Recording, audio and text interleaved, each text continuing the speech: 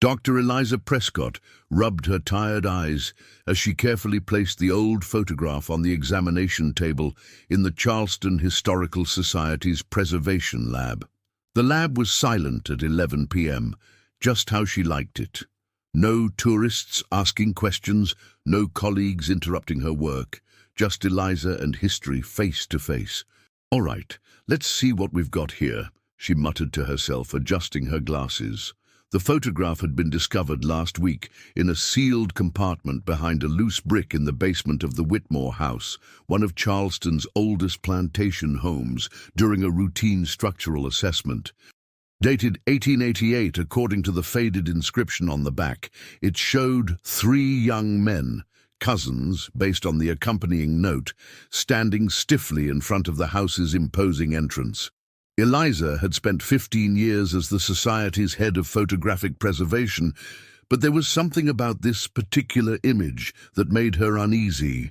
Perhaps it was the unusual posture of the subjects, or the strange shadows that fell across their faces despite the apparent midday lighting. The photograph had been damaged by moisture and time, making the subject's features difficult to discern.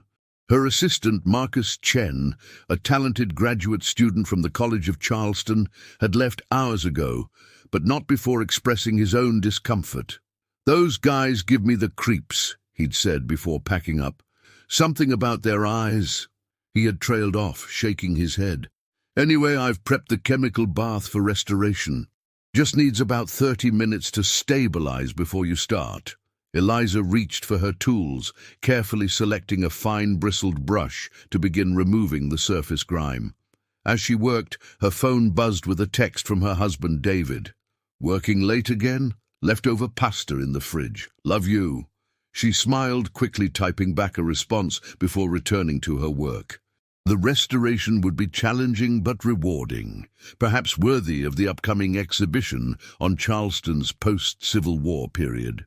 As she carefully applied the first restoration solution to the photograph's surface, she thought about what they knew of the Whitmore family. Once prominent cotton merchants, they had fallen into obscurity by the early 1900s after a series of mysterious deaths and financial ruin. The 3 young men in the photograph would be the last generation to enjoy the family's wealth. The solution began to work its magic, gradually revealing more detail in the aged photograph. Eliza leaned closer, using a magnifying glass to examine the subject's features as they became clearer. "That's odd," she whispered, adjusting her light. Where the faces had been indistinct blurs before, she could now make out more details. But something was wrong with their eyes. All 3 men had the same unsettling gaze, their pupils oddly shaped, almost rectangular. A photographic anomaly, surely. She continued working methodically for another hour, applying gentle heat and additional chemicals to stabilize the image. The more the photograph cleared, the more unsettled she felt. There was something profoundly wrong about the expressions on those 3 faces, not the stiff formality typical of 19th century photography, but something else, something hungry. By 1 a.m., exhaustion was setting in. Eliza decided to place the photograph in the drying cabinet overnight and continue in the morning. As she carefully transferred it, her finger brushed against the surface of one of the faces. A sharp, burning sensation shot through her fingertip. "Damn it!" she hissed, jerking her hand back. The photograph fell to the table. She rushed to the sink and ran cold water over her finger, examining it under the light. A small red welt had formed, as if from a chemical burn.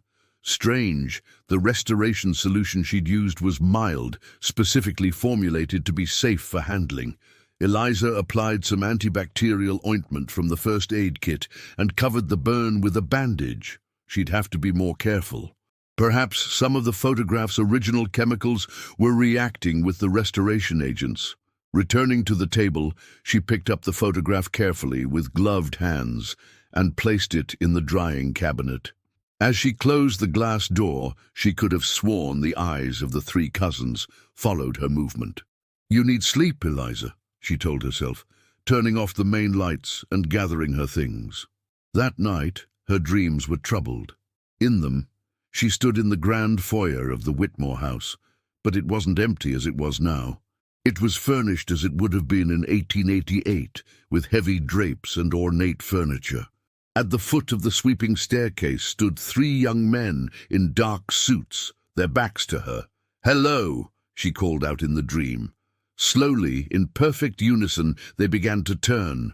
But before she could see their faces, she woke with a gasp, her heart pounding. Beside her, David stirred. "You okay?" he mumbled sleepily. "Just a bad dream," she whispered, glancing at the clock. 3:17 a.m. She lay awake until dawn, unable to shake the feeling that something was waiting for her back at the lab. The next morning, Eliza arrived early, her steps echoing in the empty hallways of the Historical Society. She'd texted Marcus to come in early as well. She wanted another set of eyes on the photograph. When she entered the preservation lab, she immediately noticed something was wrong. The drying cabinet door was ajar. "I know I closed that," she muttered, approaching cautiously. The photograph lay exactly where she had placed it, but as she drew closer, she realized it had changed overnight.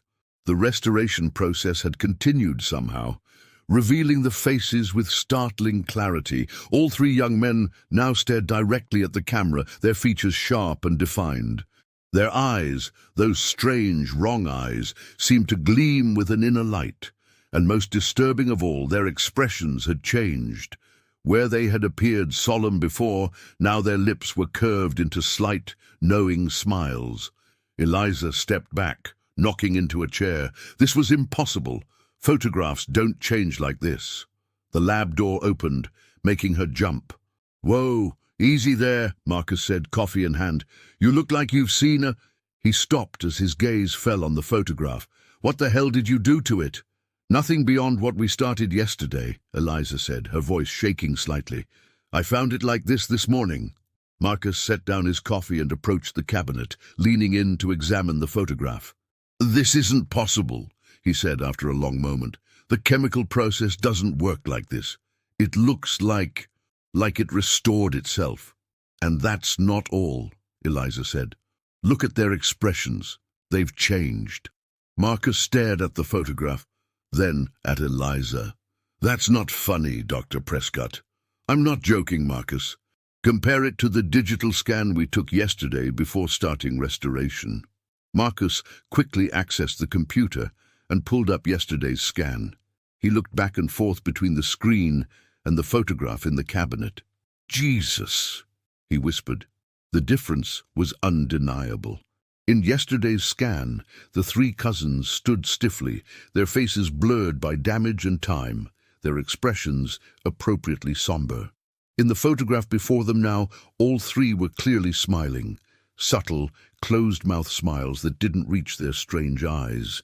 "We need to document this," Eliza said, reaching for her camera. As she photographed the image from multiple angles, Marcus pulled up the Whitmore family records on the computer. "Okay, so according to this, the 3 cousins were James William and Thomas Whitmore, aged 25, 23, and 19 in 1888, sons of 3 brothers who jointly owned the family business. Any mention of what happened to them?" Eliza asked, still photographing. Marcus scrolled through the records. "Yes, actually, and it's not good." He cleared his throat. "All 3 died within a week of each other in January 1889, just months after this photograph was taken. Cause of death listed as acute hemorrhagic fever for all 3. Yellow fever? Maybe, but January isn't typical for yellow fever. And there's no record of an outbreak in Charleston at that time." Marcus continued reading. "Here's something weird. There was an investigation because several servants in the household also died around the same time, but with different symptoms. They were found desiccated. What does that mean? The report says their bodies were found abnormally drained of fluids, as if mummified. The investigating doctor had no explanation." Eliza lowered her camera, a chill running down her spine. "After the deaths, what happened to the house? It stood empty for decades. The remaining family members refused to live in it. It was finally sold in the 1930s, then again in the 1970s when it became a museum. The foundation took ownership in 2002. Eliza stared at the photograph. The three young men gazed back, their strange eyes seeming to follow her. "We need to consult with Dr. Harrison," she decided, referring to the Society's senior historian. "This restoration process is unprecedented." As she reached to remove the photograph from the cabinet, Marcus suddenly grabbed her wrist. "Don't touch it," he said, voice tight. "Look at your finger." Eliza had almost forgotten about her burn from the night before. She looked down at her bandaged finger, then removed the bandage. The small welt had grown, spreading into a spider web of red lines extending toward her palm. "That doesn't look like a chemical burn," Marcus said quietly. "I'm calling Dr. Harrison now," Eliza said, reaching for her phone with her uninjured hand. As she dialed, she couldn't help glancing back at the photograph. For a fraction of a second, she could have sworn one of the cousins, the youngest Thomas, winked at her. Dr. Harrison examined the photograph with a frown creasing his weathered face. At 72, he had seen countless historical artifacts, but nothing like this. "In 50 years of preservation work, I've never encountered anything similar," he admitted, leaning back from the magnifying equipment. "The restoration process appears to have activated something within the chemical composition of the photograph itself. That doesn't explain how their expressions changed," Eliza pointed out, showing him the comparison with yesterday's scan. Dr. Harrison removed his glasses, polishing them slowly with a handkerchief. "No, it doesn't," he agreed, "nor does it explain your injury." Eliza's finger had been examined by the University Medical Center that morning. The doctor had been baffled, describing it as some form of aggressive capillary inflammation and prescribing a strong antibiotic cream. It burned constantly now, a throbbing pain that occasionally shot up her arm. "I believe we should suspend work on this artifact," Dr. Harrison decided, "at least until we understand what we're dealing with." Marcus nodded vigorously in agreement. "I've been saying that since this morning." "I want to run a few more tests," Eliza said. When both men began to protest, she held up her hand. "Non-invasive only. Spectral imaging, UV analysis. We need to document this phenomenon." Dr. Harrison sighed. "Very well, but use extreme caution. No direct contact with the photograph, and I want both of you wearing full protective gear." After he left, Marcus looked at Eliza worriedly. "Are you sure about this? That thing—" He gestured toward the cabinet where the photograph now sat sealed in a protective case. "Is not normal." "That's precisely why we need to study it," Eliza replied, though she couldn't ignore the unease coiling in her stomach. "This could be a completely unknown photographic process from the late 19th century.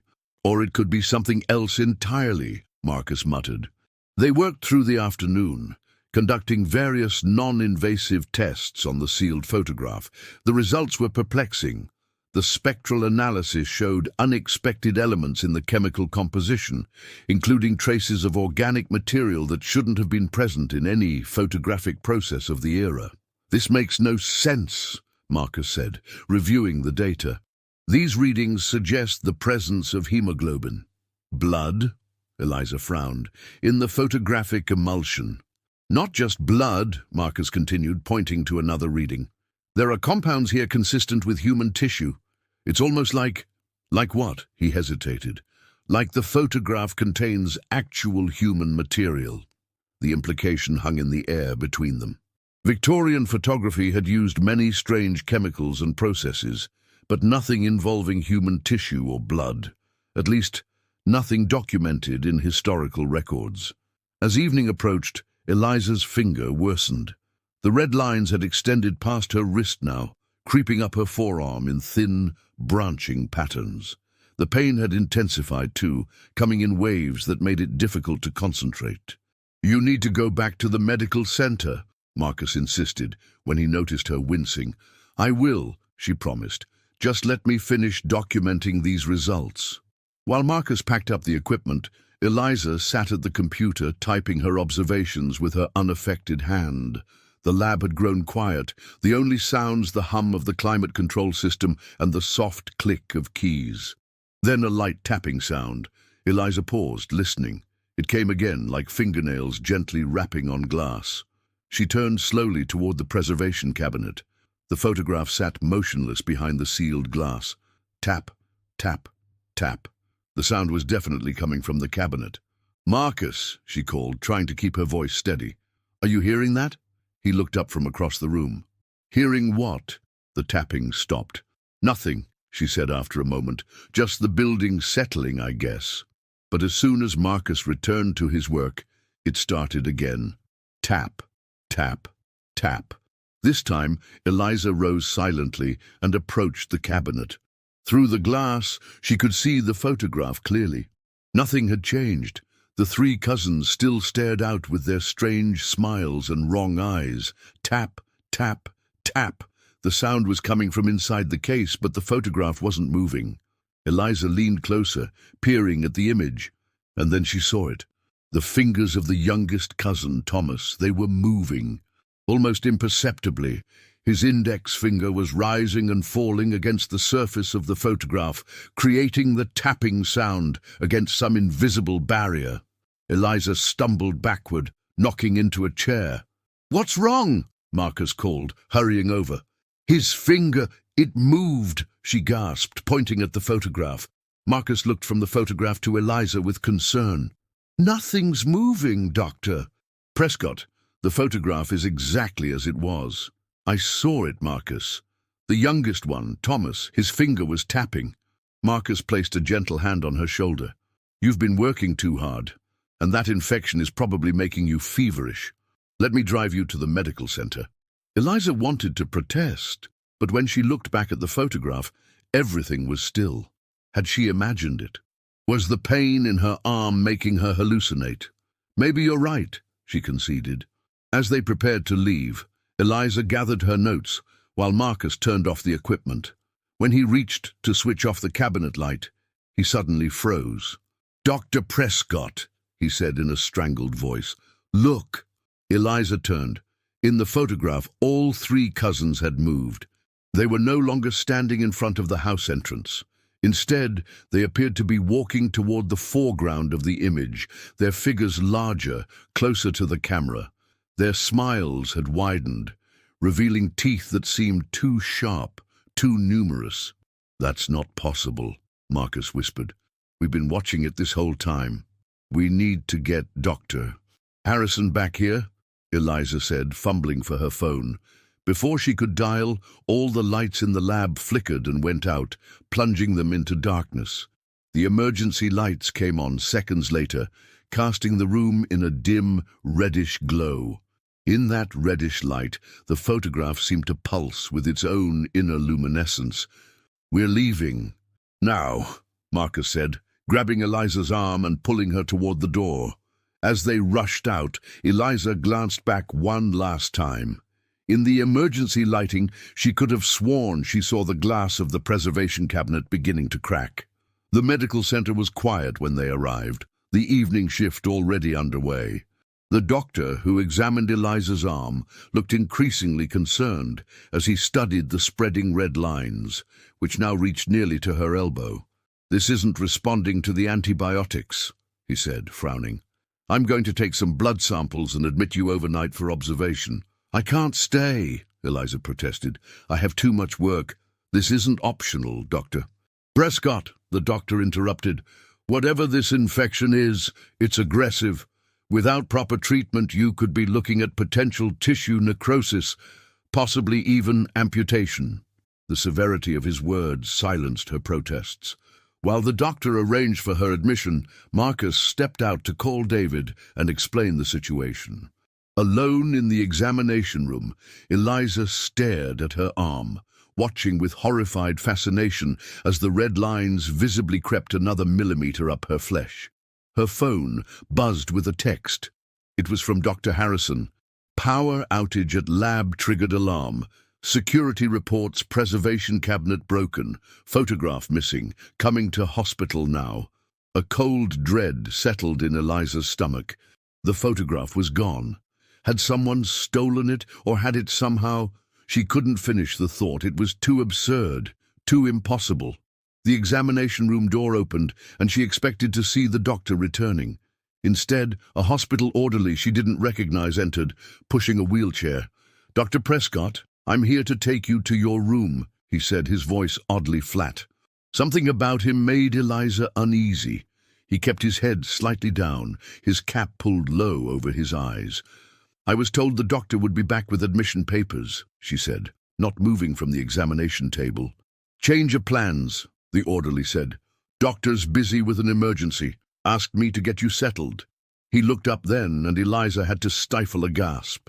His eyes were wrong, the pupils strangely rectangular, just like the eyes of the cousins in the photograph. "Who are you?" she whispered. The orderly smiled, revealing too many teeth. "An old friend of the family. The Whitmores were always so hospitable to my kind." Eliza lunged for the call button, but the orderly moved within human speed, catching her wrist. His touch was ice-cold and sent shards of pain shooting through her infected arm.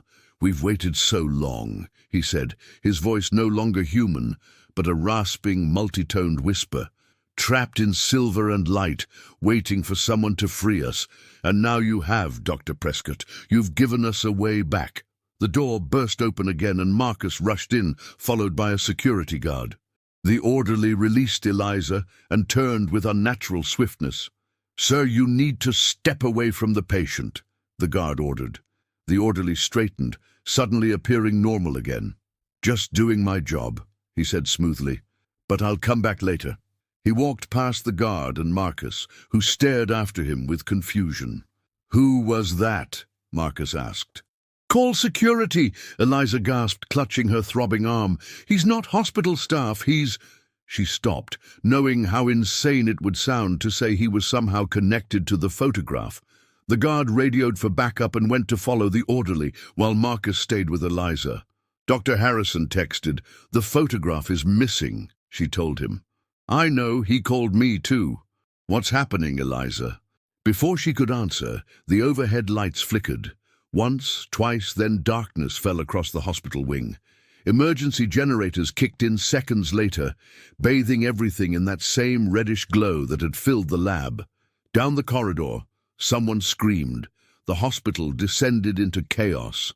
Emergency lights cast long, distorted shadows as staff rushed to check on patients.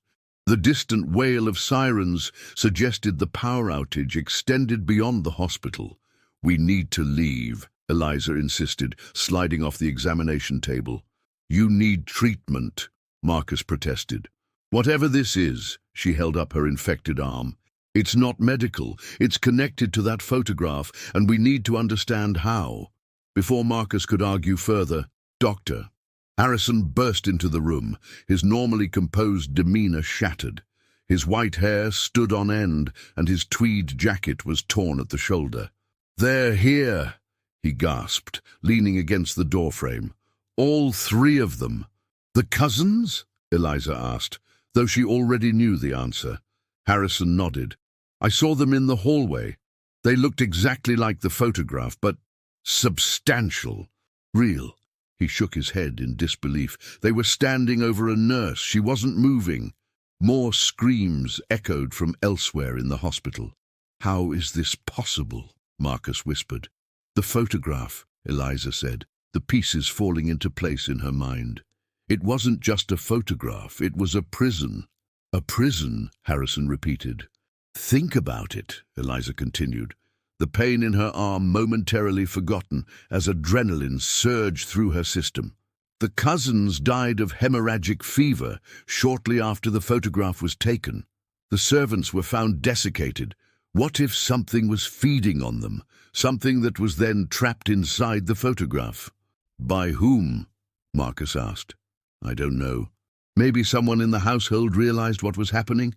Maybe a practitioner of some form of folk magic. Charleston has a rich history of gula traditions." Dr. Harrison's academic skepticism briefly reasserted itself. "You're suggesting some sort of supernatural containment ritual using 19th century photographic technology?" Do you have a better explanation for what we're witnessing? Eliza challenged. A crash from the hallway ended their debate. Through the small window in the door, they could see hospital staff running in panic. We need to find a way to contain them again, Eliza decided. And to do that, we need to understand how they were imprisoned in the first place. The Whitmore house, Marcus suggested. If the photograph was found there, maybe there are other clues. It's our best option, Eliza agreed. Dr. Harrison, can you drive us? The elderly historian nodded grimly. My car is in the emergency lot. If we're quick, we can slip out through the service entrance. As they made their way through the chaotic hospital corridors, they glimpsed the aftermath of the cousins' presence. Medical staff huddled in shock, describing impossible things. Patients cowering in their rooms. And worst of all, two bodies lying unnaturally still, their skin drawn tight over their bones, as if every drop of moisture had been extracted. Outside, Charleston was in the grip of a strange, localized storm. Wind whipped through the streets, carrying an unnatural fog that seemed to glow faintly from within.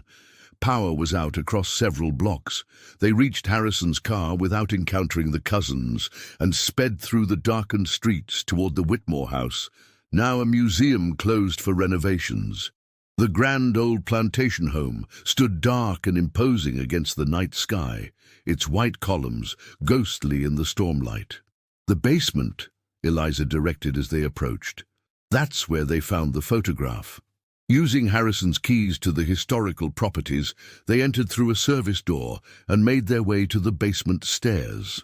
The air grew thick and oppressive as they descended, heavy with the smell of old wood and damp stone. The beam of Harrison's flashlight played across the basement walls, revealing rows of shelving containing maintenance supplies and stored museum pieces. At the far end was the area where the renovation crew had discovered the loose brick and the hidden compartment behind it. There, Harrison pointed, illuminating a section of wall where one brick protruded slightly from the others. Marcus approached cautiously and pressed against the brick. With a grinding sound, a section of the wall swung inward, revealing a small chamber beyond. Unlike the rest of the basement, this hidden room showed no signs of modern intervention. The air was stale, undisturbed for perhaps a century or more. The walls were covered in faded symbols, a mixture of what appeared to be West African religious iconography and European occult markings. In the center stood a small table. On it lay a large leather-bound book and several artifacts. A silver knife with an ornate handle, a tarnished mirror, and a wooden box containing bottles of various powders and liquids. "This is incredible," Harrison breathed, his historian's excitement temporarily overriding his fear. A preserved ritual space, untouched since the 19th century. Eliza approached the book and carefully opened its brittle pages. Inside was a journal written in a neat, educated hand. "Listen to this," she said, reading aloud. "April 15th, 1888. They are not what they appear to be. My cousins returned from their Caribbean voyage changed. At first, I thought it merely the confidence of worldly men, but now I see the truth. Something came back with them, something that wears their flesh, but is not them." She turned the page. "May 3rd, 1888. 3 more servants found dead this week. The authorities suspect yellow fever, but I have seen the bodies. They are like husks, drained of all vitality, and my cousins grow stronger, more vibrant. I have consulted with Mama Celia, who knows the old ways. She says they are possessed by hungry spirits that feed on life itself." "Who wrote this?" Marcus asked. Harrison leaned over to examine the signature at the front of the journal. "Eleanor Whitmore, the cousin's younger sister." Eliza continued reading, skipping ahead through pages of increasingly desperate entries. "August 10th, 1888. Mama Celia and I have devised a plan. The spirits cannot be destroyed, but they can be trapped. We will use the new photographic process, combined with her knowledge of spirit binding. The silver in the emulsion, properly prepared with certain herbs and incantations, can serve as a prison." Silver has long been associated with supernatural protection in many cultures, Harrison noted. September 30th, 1888. The trap is set. I have convinced my cousins to sit for a photograph tomorrow. Mama Celia has prepared the camera and the plates with the binding agents. May God forgive me for what I must do to save others. Eliza turned to the final entry. October 1st, 1888. It is done. The entities are trapped within the silver emulsion of the photograph. Their physical forms collapsed once the spirits were extracted. We told everyone they had taken ill suddenly. I cannot destroy the photograph, for it would release them. Instead, I have sealed it away in the walls of this house, where I pray it will remain undisturbed forever. I have established a trust to ensure the house remains in family hands, with instructions never to disturb the southeast basement wall. Mama Celia has placed additional wards, but warns they will weaken with time. May those who come after us heed this warning. A heavy silence fell over the hidden room as Eliza finished reading. So, the restoration process damaged the binding spell, Marcus said finally. We weakened whatever was holding them in the photograph. And my contact with the photograph created some kind of connection, Eliza added, looking at her infected arm, where the red lines now pulsed visibly beneath her skin. They're using it to anchor themselves to our world. We need to recreate the binding, Harrison said, flipping through the journal's pages. Eleanor mentions a ritual using silver, herbs, and incantations. But we don't have the photograph anymore, Marcus pointed out. Eliza's infected arm throbbed with sudden intensity. We don't need it, she realized. They've already created a new anchor. She held up her arm. Me. The implications hung heavy in the air. Before they could discuss further, the temperature in the small room plummeted dramatically. Their breath frosted in the air. They've found us, Harrison whispered. Footsteps echoed on the basement stairs, slow, deliberate steps coming closer. We need to prepare, Eliza said urgently. Marcus, find anything in that box that looks like the herbs mentioned in the journal. Dr. Harrison, look for the incantation details. As they scrambled to gather the necessary components, the footsteps reached the basement floor. Through the open door of the hidden room, they could see 3 figures approaching. The Whitmore cousins, no longer confined to photographic paper, but fully materialized. They wore the same dark suits from the photograph, but their features had changed. Their skin was waxy and pale, their mouths stretched in impossibly wide grins, revealing rows of needle-like teeth. Their rectangular pupils glowed with an inner light. Eleanor, the tallest one called, his voice a bizarre chorus of overlapping tones. Sweet sister, we've missed you. They think I'm her, Eliza whispered. Keep them talking, Harrison urged as he frantically searched the journal. We need time. Eliza stepped forward, placing herself in the doorway of the hidden room. The pain in her arm was excruciating now, the red lines having spread across her chest and up toward her neck. You've been imprisoned for a long time, she said, trying to keep her voice steady. The middle cousin tilted his head at an unnatural angle. Time means nothing to our kind, but hunger is eternal. Why did you come back here? Eliza asked. Why not flee the city?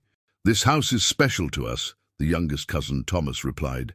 It was our first feast in this world, and now it will be again. His gaze fixed on her infected arm. You've carried our essence well, a perfect vessel for our return. Behind her, Eliza could hear Marcus and Harrison whispering urgently as they prepared the components of the binding ritual. What are you? She asked, trying to keep the cousins' attention. What do you want? We are the hunger between worlds, the tallest cousin said, taking a step closer. We are the emptiness that desires to be filled. As for what we want, his impossible grin widened further. Everything, starting with you. He lunged forward with inhuman speed. Eliza stumbled backward into the ritual room as Harrison stepped forward, flinging a handful of powder into the air. The substance ignited on contact with the cousin's form, erupting in silver-blue flames. The creature howled in pain, a sound that seemed to come from multiple throats at once. "Now, Eliza!" Harrison shouted, thrusting the journal toward her. "The incantation!" Eliza grabbed the silver knife from the table and, wincing in pain, made a swift cut across her infected arm. Black-red fluid, not quite blood, oozed from the wound. "By silver and salt, by light and shadow, I bind thee," she read from the journal, allowing the dark fluid to drip onto the floor, where Marcus had prepared a circle of powders and herbs. "By the power of flesh, freely given, return to your prison of light and silver." The cousins shrieked in unison, their forms blurring at the edges as they fought against the pull of the ritual. The youngest broke through, grabbing Eliza's throat with ice-cold hands. "You cannot bind us again," he hissed, his face inches from hers. "We are stronger now." "You're wrong," Eliza gasped, pressing the silver knife against his chest. "Eleanor prepared for this. Your prison was never just the photograph." With her remaining strength, she plunged the knife into the creature's chest. Instead of blood, a silvery light erupted from the wound. The cousin released her, stumbling backward as his form began to disintegrate into particles of light and shadow. The other two cousins suffered the same fate, their bodies breaking apart as the binding ritual took hold. They screamed in that terrible chorus voice as they dissolved, the particles swirling in the air of the basement before being drawn into the cut on Eliza's arm. For a moment the pain was beyond description, as if her blood had been replaced with liquid fire. Then, as suddenly as it had begun, it stopped. The red lines on her skin faded, replaced by intricate silver patterns that gleamed briefly before fading into nearly invisible scars. Eliza collapsed to the floor, gasping for breath. Marcus and Harrison rushed to her side. "Did it work?" Marcus asked, helping her to sit up. Eliza examined her arm. The infection was gone, but she could still feel something, a presence contained but not destroyed. "Yes," she said quietly, "they're bound again. To me." Harrison's eyes widened in understanding. The journal mentioned the binding needed a living anchor. Originally it was the silver in the photograph, but now it's me," Eliza finished. "Eleanor must have known the photograph wouldn't hold them forever. She created a contingency, a way to bind them to a living guardian if they ever escaped." "What does that mean for you?" Marcus asked, concern evident in his voice. Eliza stood slowly, feeling a strange new awareness spreading through her body, the knowledge of the entities she now contained. "It means I have a responsibility," she said, "to ensure they never escape again, at least not in my lifetime." As they made their way out of the basement, Eliza glanced back at the hidden room with its ritual implements and ancient bindings. Eleanor Whitmore had shouldered this burden for her family's sins. Now, more than a century later, the responsibility had passed to her. Outside, the storm had subsided. Dawn was breaking over Charleston, casting long shadows from the old oaks and historic buildings. Life would return to normal for the city's residents, most never knowing how close they had come to an ancient horror. For Eliza, however, normal was now something different entirely. She would return to her work at the Historical Society, continue her preservation efforts, live with her husband in their small house near the Battery. But she would do it all while serving as a living prison for creatures that hungered for the essence of life itself. As they drove through the awakening streets, Eliza felt the entities stir within her, dormant for now, but watchful, always waiting. She knew in that moment that her life's work had gained a new, vital dimension. Every photograph she preserved was important, but none would be as crucial as the secret she now preserved within herself. 3 months later, Eliza sat in her office at the Charleston Historical Society, reviewing the final draft of her paper on 19th-century photographic preservation techniques. She had made no mention of the Whitmore photograph or the events that followed. That knowledge remained between herself, Marcus, and Dr. Harrison, a secret they had sworn to protect. The silver scars on her arm had faded to thin, barely visible lines. noticeable only in certain light. But Eliza remained acutely aware of their presence and of the entities bound within them. A knock at her door interrupted her thoughts. "Come in," she called. Marcus entered, carrying a folder of documents. Since the incident, he had become her full-time assistant. His graduate studies now focused on the intersection of historical preservation and what they privately referred to as containment methodologies. "I found something you should see," he said, placing the folder on her desk. "Records from the Whitmore estate auction in 1930. Eliza opened the folder, scanning the yellowed inventory lists. "What am I looking for?" "Page 3, item 47. She turned to the page and found the entry. "Silver-backed hand mirror, ornately decorated with unusual symbols. Provenance unknown. Purchased by H.P. Carrington of Boston." A chill ran down Eliza's spine. "The mirror from the ritual room." Marcus nodded grimly. "I did some digging on Carrington. He was a collector of occult items. After his death in 1952, his collection was split up among various museums and private collectors. And the mirror, acquired by the Boston Museum of Antiquities in 1953. They still have it in their collection." Eliza leaned back in her chair, considering the implications. Eleanor's journal mentioned other objects imbued with binding properties, fail-safes, in case the photograph was ever destroyed. "Exactly," Marcus said. "I think the mirror might be one of them. Or it might be another prison entirely," Eliza mused. Eleanor wrote that her cousins weren't the only ones of their kind. The entities within her stirred at this, a subtle pressure behind her eyes that had become their way of communicating without words. They were interested, perhaps even concerned. "I've requested access to examine the mirror," Marcus continued. "Told them we're researching 19th century Charleston silverwork for an upcoming exhibition." Eliza nodded approvingly. "Good work. When can we go?" "They've granted us access next week, 3 days, starting Tuesday." She made a note in her calendar, trying to ignore the increasing pressure from the entities. They were agitated now, pushing against the boundaries of their confinement with more force than they had in weeks. "They don't want us to find it," she said quietly. Marcus glanced nervously at her arm. "Are they giving you trouble?" "Nothing I can't handle." Eliza had discovered that the binding gave her a certain degree of control over the entities, not complete dominance, but enough to keep them subdued most of the time. But this reaction confirms we're on the right track. After Marcus left, Eliza remained at her desk, contemplating their next steps. The discovery of the mirror suggested there might be other objects from the ritual room scattered across the country, perhaps the world, each one potentially containing entities like those bound within her, or tools to strengthen their containment. Her phone buzzed with a text from David. "Dinner at 7. Mum's in town and wants to see you." Eliza smiled, typing back a quick affirmative response. She had told David a sanitized version of the events, a rare infection contracted from chemicals in the old photograph, now fully treated. He had been concerned, but ultimately accepted the explanation, though he sometimes caught him looking worriedly at the silver scars on her arm when he thought she wouldn't notice. As she gathered her things to leave, Eliza glanced at the small framed photograph on her desk, herself and David on their wedding day, both smiling broadly. Photography had been her passion long before it became her profession.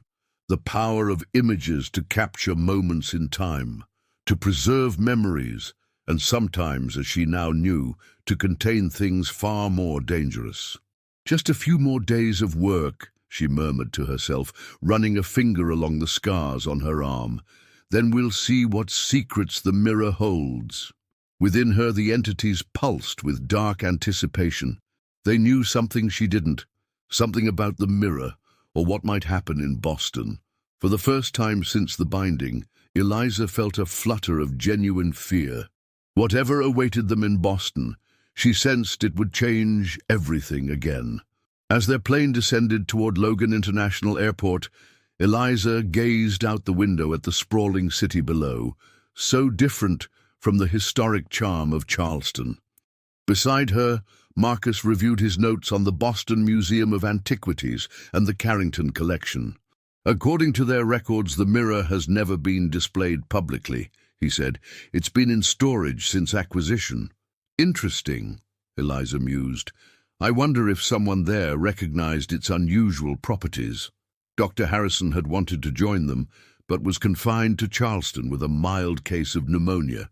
Be extremely cautious, he had warned during their last phone conversation.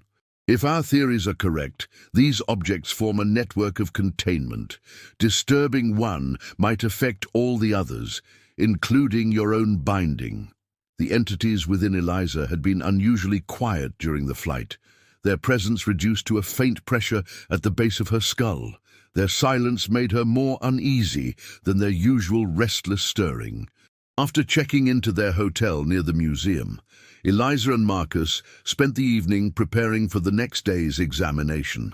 They had brought a portable UV light, a digital microscope, and other non-invasive tools to study the mirror without alerting museum staff to their true interests. That night, Eliza dreamed of Eleanor Whitmore. They stood together in the hidden ritual room beneath the Charleston house, though in the dream it was larger, the walls extending into shadow. "They're waking," Eleanor said, her 19th century dress immaculate, her eyes haunted.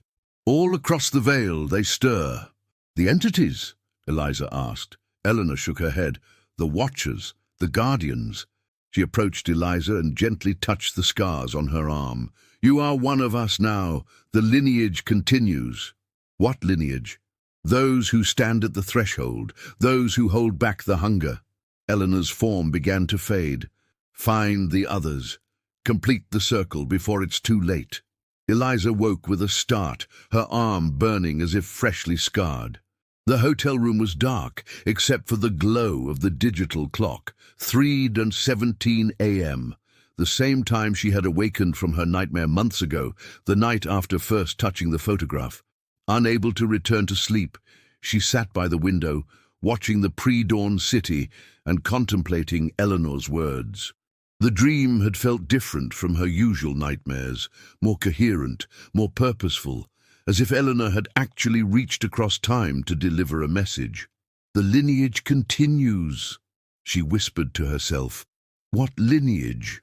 Had there been others between Eleanor and herself who had carried this burden? And who were the others she was supposed to find? By the time Marcus knocked on her door at 7:30 a.m., Eliza had formulated a new theory, one that both excited and terrified her. "I think there's more to this than we realized," she told him over breakfast in the hotel restaurant. "These entities, the ones inside me, and possibly others contained in objects like the mirror, they're part of something larger, and the people who bind them form a kind of succession. Like guardians passing the torch," Marcus suggested. "Exactly. Eleanor wasn't just protecting her family or Charleston. She was part of a larger effort, perhaps one that's been going on for centuries." Marcus considered this. So finding the mirror isn't just about research or containing a threat. It's about connecting with this network of guardians. "And that's what I'm thinking," Eliza confirmed. "And I believe there's a time element involved. Eleanor said in the dream that they're waking. Whatever these entities are part of, it might be building towards something."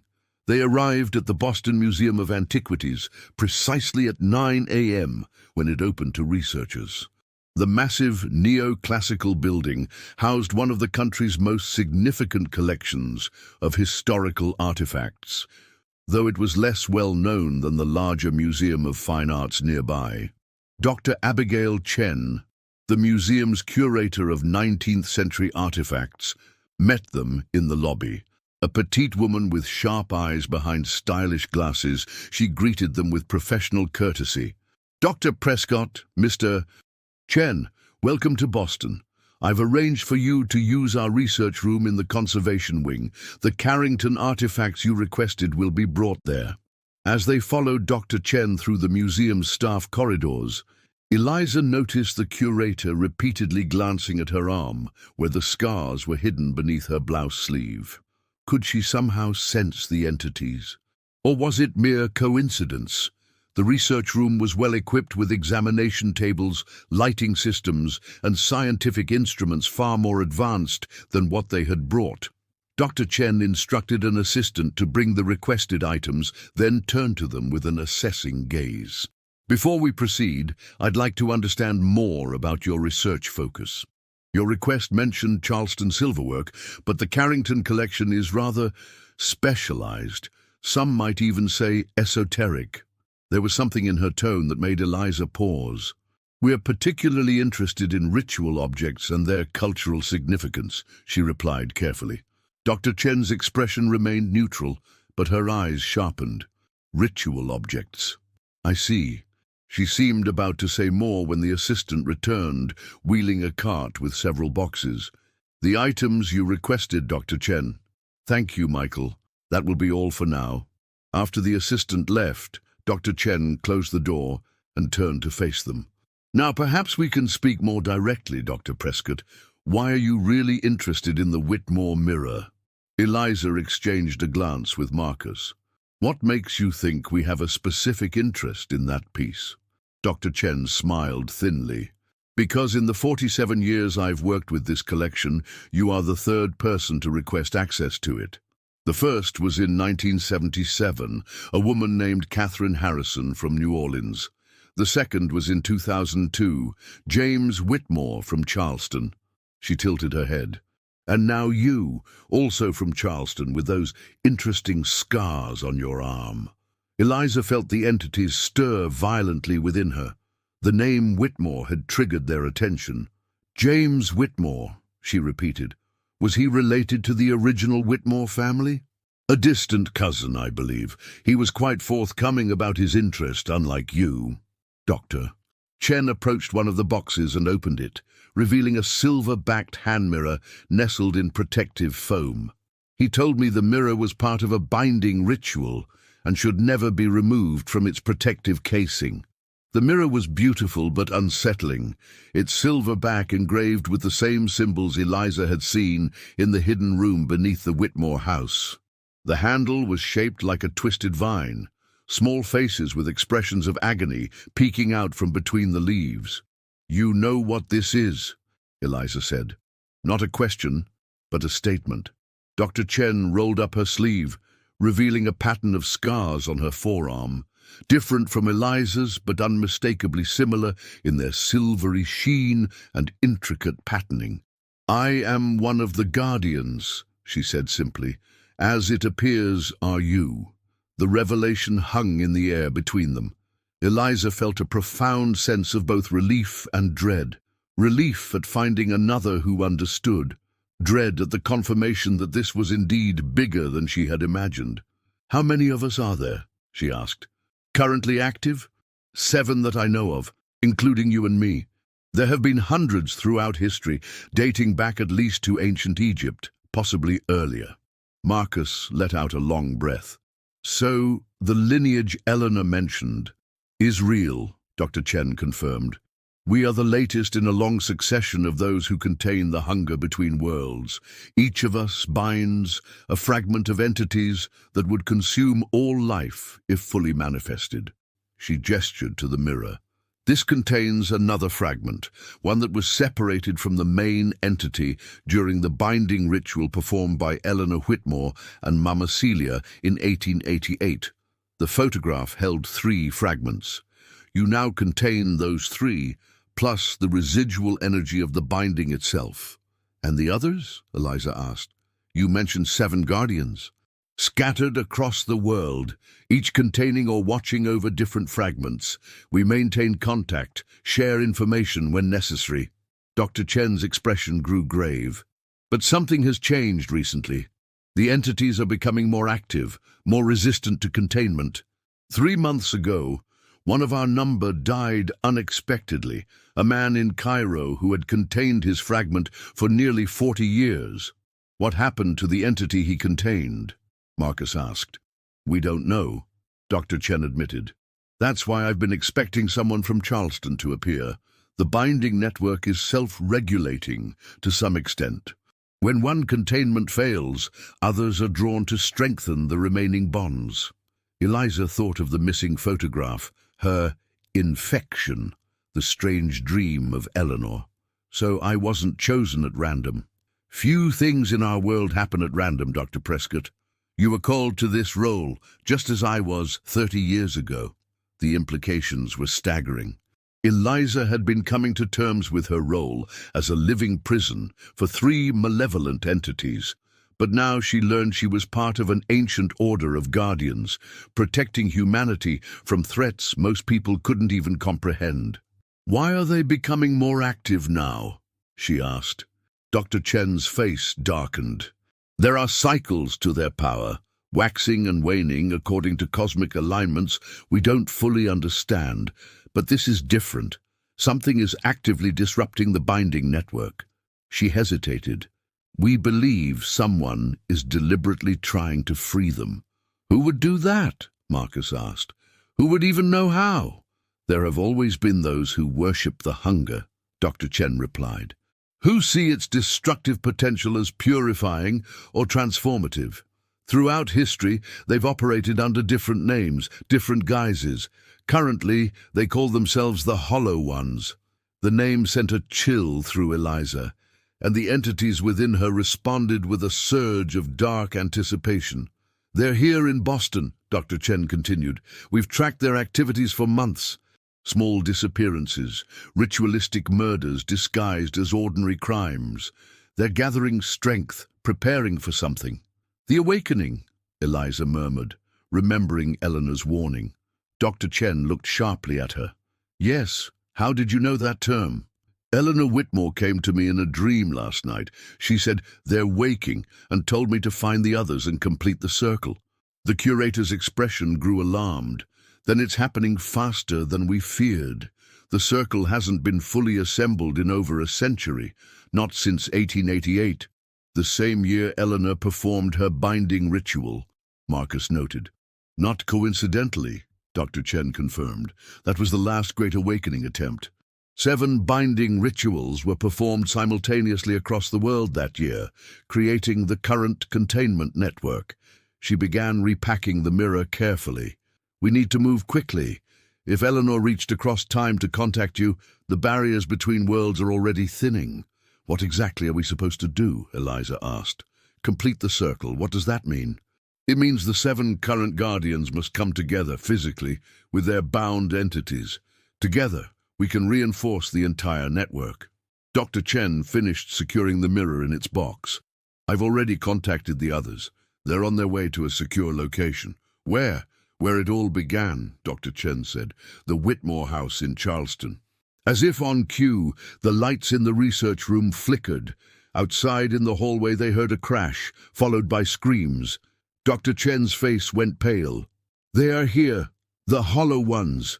She thrust the box containing the mirror into Eliza's hands. "Take this. Get back to Charleston. I'll hold them off." "We can't just leave you," Eliza protested. "You must."